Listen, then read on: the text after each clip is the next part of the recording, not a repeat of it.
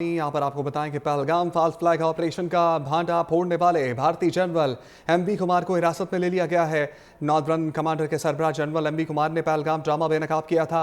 General MV Kumar ने सच्चाई से पर्दा चाक किया। कहा, पहलगाम वाकया पाकिस्तान से नहीं बल्कि हमारे मुल्क से ही हुआ है। सच्चाई बताने पर मोदी सरकार ने भारतीय जनरल को पहले फारिग किया, फिर गिरफ्तार किया। भारतीय जनरल एमवी कुमार ने धमकी दी है कि अगर सच्चाई बताने पर मेरे खिलाफ कार्रवाई हुई तो तमाम मावराए कानून इक़दामात बता दूंगा। जनरल एमवी कुमार को डीब्रीफिंग के लिए नई दिल्ली ले जाया जा रहा है। दूसरी जानिब लेफ्टिनेंट जनरल प्रतीक शर्मा ने जनरल एमवी कुमार की जगह कमान संभाल ली है। अचानक तब्दीली पर भारतीय फौज में शदीद इज़्तिराब है। भारतीय फौज के अंदर मायूसी और डिप्रेशन की शदीद लहर दौड़ गई है। भारतीय फौज अगले महाज पर जाने से कतराने लगी है। पहलगाम फास्ट फ्लैग ऑपरेशन का भांडा फोड़ने वाले भारतीय जनरल एमवी कुमार को हिरासत में ले लिया गया है। नॉर्दर्न कमांड के सरबराह जनरल एमवी कुमार ने पहलगाम ड्रामा बेनकाब कर दिया है। जनरल एमवी कुमार ने सच्चाई से पर्दा चाक किया। पहलगाम वाकया पाकिस्तान से नहीं हुआ बल्कि भारत के अंदर से ही हुआ है। पहलगाम वाकया पाकिस्तान से नहीं बल्कि हमारे ही मुल्क से हुआ है। सच्चाई बताने पर मोदी सरकार ने भारतीय जनरल को पहले फारिग किया, फिर गिरफ्तार किया। ब्रिगेडियर रिटायर्ड मसूद अहमद खान साहब दिफाई तजज़ियाकार हैं, हमारे साथ मौजूद हैं इस पर बात करने के लिए। ब्रिगेडियर साहब, पहले ओहदे से हटाया गया और अब गिरफ्तार कर लिया गया है जनरल एमवी कुमार को भांडा फोड़ने पर। देखें कि ये वो कंफ्यूजन है, कयास है, अफरा तफरी का जो माहौल है इंडियन हायरार्की में, लीडरशिप में, उससे वाज़े हो रहा है। और ये जो सुशिंदर कुमार है, ये ये नॉर्दर्न कमांड के कमांडर थे और जिस तरीके से उनको रिमूव किया है, अरेस्ट किया है, तो इसके बाद उसको ही इट्स बीन रिप्लेस बाय परासिक शर्मा है जो डिप्टी स्ट्रेटजी कमांडर थे इंडियन कमांड में। तो इससे देखे बज़ाहिर यही चीज़ें लग रही हैं कि फौज में लो मोराल है, डिसअपॉइंटमेंट है और इसके अलावा वहाँ पे एंग्जाइटी लोगों में है, एक फियर है, खौफ है कश्मीरी हुर्रियत पसंदों से। तो इन हालात में तो यही लग रहा है कि देखें कि ये भी एस्टेब्लिश होता जा रहा है, इनसाइड जॉब था, तो ये उन चीज़ों को कवर करने के लिए सारी स्टोरी कर रहे हैं और जिस तरह आप लोग सवाल भी उठा रहे हैं। और जिस तरीके से अभी आप देखें, आज BSF वालों ने 5 सिखों को भी मार दिया और वो 13 सिख लाइट इन्फेंट्री यूनिट के लोग थे। तो एक बिल्कुल लगे हुए हैं कि अभी हिंदू वर्सेस सिख हैं और एक ऐसी सिचुएशन अभी क्रिएट हो रही है कि जिसमें एथनिक और जो कम्युनल किस्म के वायलेंस के चांसेस हैं इंडिया में।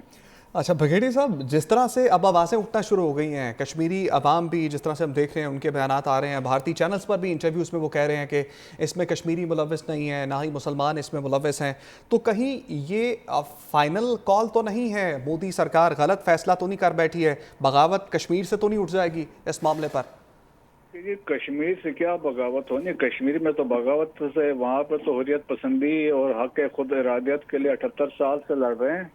नॉर्थ ईस्ट इंडिया के 7 स्टेटें आज़ादी के लिए लड़ रही हैं, इंडियन पंजाब वाले आज़ादी के लिए लड़ रहे हैं, नक्सलाइट 13 स्टेट्स में आज़ादी के लिए लड़ रहे हैं। और इसके अलावा देखें नॉर्थ साउथ के डिवीज़न है, ईसाइयों के साथ क्या हो रहा है, मुसलमानों के साथ हो रहा है, जो क्रिश्चियंस के साथ हो रहा है, दलित के साथ हो रहा है, शेड्यूल कास्ट के साथ हो रहा है। तो इंडिया में तो देखिए यही खुशवंत सिंह ने अपनी किताब द एंड ऑफ इंडिया में लिखा था कि एक वक्त आएगा इंडिया टूट जाएगा और उन्होंने कहा था इसको तोड़ने वाले पाकिस्तान या और कोई ताकत नहीं होगी, हम खुद इसको तोड़ेंगे। तो ये उसी हालात पे जा रहे हैं। अच्छा ब्रिगेडियर साहब, ये जो तमाम दरअंदाजियाँ जारहियत भारत करता है, तो कौन से ऐसे फॉरम हैं जिनको यूटिलाइज़ करके, क्योंकि सब तो उनके साथ खड़े हो जाते हैं, हम इनके मामलात को रोका जा सकता है या रोक सकते हैं? के बाद तो कोई उनके साथ खड़ा ही नहीं है, कोई अभी नहीं है। अभी देखें इंटरनेशनल कम्युनिटी का भी रिएक्शन देखें, अभी 100 बंदों को जमा करके उन्होंने ब्रीफिंग दी थी, तो वहाँ पे उन्होंने यही सवाल पूछा लोगों ने, डिप्लोमेट्स ने, क्या आप उस मुल्क के साथ जंग करेंगे जो एटॉमिक पावर है, इस बुनियाद पे कि ये पुराना पैटर्न है ऐसा ही है।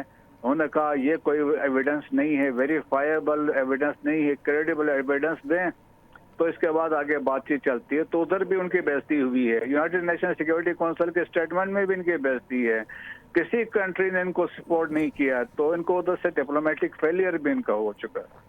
अच्छा, आवाज़ दबाना शुरू कर दी है, पाकिस्तानी चैनल्स को, यूट्यूब चैनल्स को, सीनियर सहाफ़ियों के चैनल्स को बंद करना शुरू कर दिया भारत के अंदर, इसको किस तरह से देख रहे हैं? एक साइड का नज़रिया दिखाकर क्या अप्रूव करना चाह रहे हैं?